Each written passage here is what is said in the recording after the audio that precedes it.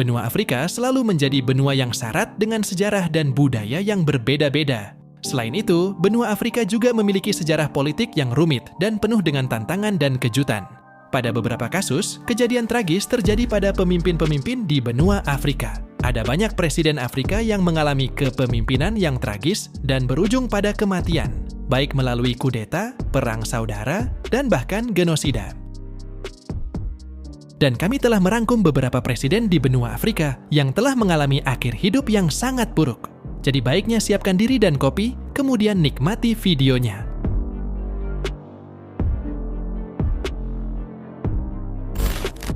Presiden yang berakhir tragis, yang pertama adalah William R. Tolbert, Liberia.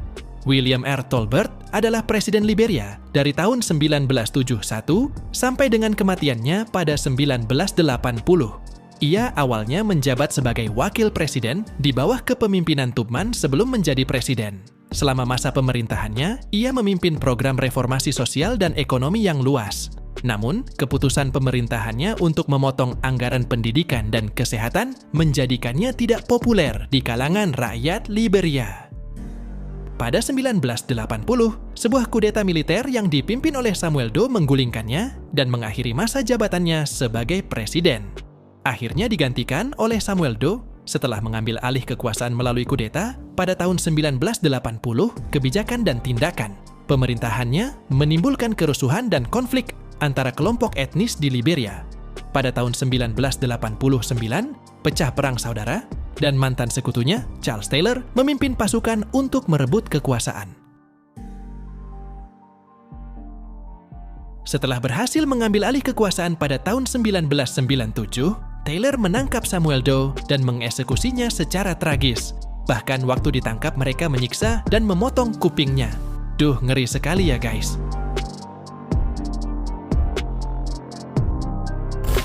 Kedua, Patrice Lumumba, Presiden Republik Demokratik Kongo.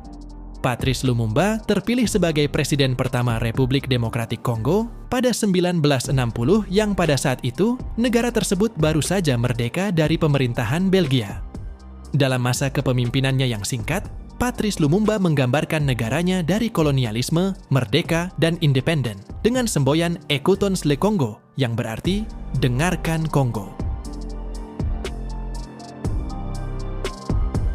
Namun sayangnya, pada akhir 1960, Lumumba dijatuhkan dari jabatannya pada awal 1961 melalui kudeta militer yang didukung oleh Belgia, Inggris, dan Amerika Serikat karena dianggap terlalu iri dan bahkan dianggap sebagai ancaman keamanan untuk Barat. Dia kemudian ditangkap dan dieksekusi oleh militer Belgia pada 17 Januari 1961. Hal tersebut dianggap sebagai pencaplokan kekuasaan atas kemerdekaan Kongo dan upaya Barat untuk membentuk pemerintahan boneka di Afrika.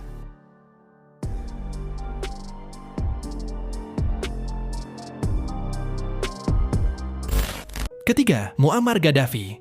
Gaddafi adalah pemimpin Libya selama 42 tahun setelah mengambil kekuasaan melalui kudeta militer pada tahun 1969.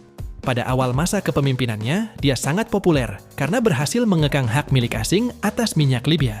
Namun, Gaddafi mengembangkan hubungan diplomatik yang merepotkan dengan Barat dan mengenakan kontrol yang ketat pada kehidupan rakyat Libya.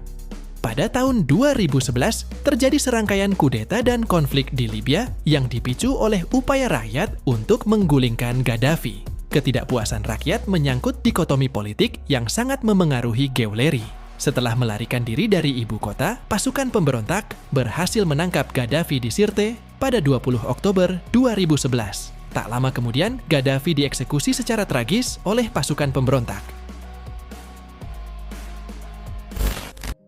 Keempat, Laurent Désiré Kabila, Presiden Demokratik Republik Kongo. Laurent Désiré Kabila terpilih sebagai Presiden Demokratik Republik Kongo pada tahun 1997 setelah menggulingkan pemerintahan Mobutu Sese Seko yang didukung Barat. Kepemimpinannya ditandai dengan korupsi dan kontrol yang ketat atas pemerintahan dan media. Kabila tewas pada Januari 2001 ketika seorang pengawal menembakinya di kediamannya sendiri. Kabila tewas dalam sebuah konspirasi, tetapi penyebab pasti dan akar peristiwa tersebut masih menjadi kontroversi. Beberapa sumber percaya bahwa Kabila dibunuh karena kebijakan korup dan autokratiknya serta membuka wilayah timur berkat hubungan yang dekat dengan negara-negara tetangganya Rwanda dan Uganda yang mengirimkan pasukan ke Kongo pada tahun 96 hingga 97 untuk menggulingkan Mobutu Sese Seko dan membantu Kabila mengambil alih kekuasaan. Kelima, Cyprien Ntaryamira, Presiden Burundi. Cyprien Ntaryamira menjadi Presiden Burundi pada 1994 setelah terpilih dalam eskalasi yang kontroversial. Ia hanya menjabat beberapa bulan sebelum tewas dalam kecelakaan pesawat bersama Presiden Rwanda, Juvenal Habyarimana. Pesawat yang mereka tumpangi jatuh di Kigali saat mereka kembali dari sebuah pertemuan internasional di Tanzania. Kecelakaan itu terjadi hanya beberapa jam setelah Juvenal Habyarimana menandatangani perjanjian damai antara pemerintah Rwanda dan kelompok oposisi Tutsi. Kecelakaan itu memicu genosida di Rwanda, di mana sekitar 800.000 orang Tutsi dan Hutu moderat dibunuh selama 100 hari. Penyebab pasti kecelakaan pesawat tersebut masih diperdebatkan hingga saat ini, dan tidak ada bukti yang jelas untuk menunjukkan bahwa ini adalah serangan atau kecelakaan. Namun, kecelakaan pesawat itu dianggap sebagai peristiwa tragis yang memicu genosida yang mengerikan di Rwanda dan menciptakan ketidakstabilan di seluruh wilayah tersebut. Ngeri sekali ya guys, 2 presiden harus berakhir di pesawat. Marian Ngabi. Marian Ngabi yang lahir pada tanggal 31 Desember 1938 di Republik Kongo, merupakan pemimpin muda dan juga karismatik. Pengalamannya di militer mengajarkan dia tentang disiplin dan strategi, sehingga membentuk dasar kepemimpinannya. Dia merupakan presiden yang percaya kuat pada prinsip-prinsip sosialis sebagai jalan menuju kebebasan dan kemajuan bagi negara-negara Afrika pasca kolonial. Inabi naik menjadi presiden pada tahun 1969, di mana pada saat itu kondisi politik di sana kacau dan sering terjadi kudeta.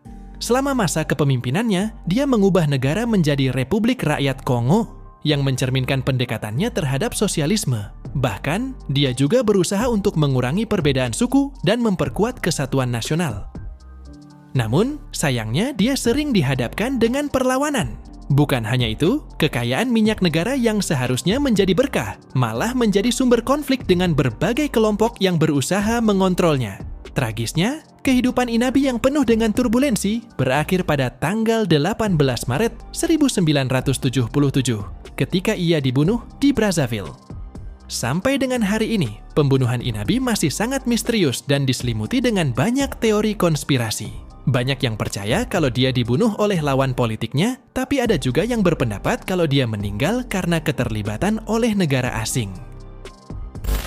Kepemimpinan tragis dari presiden-presiden Afrika ini memperlihatkan bahwa perjalanan menuju demokrasi dan perdamaian memerlukan upaya dan komitmen yang besar dan kuat dari masyarakat Afrika dan pemimpinnya.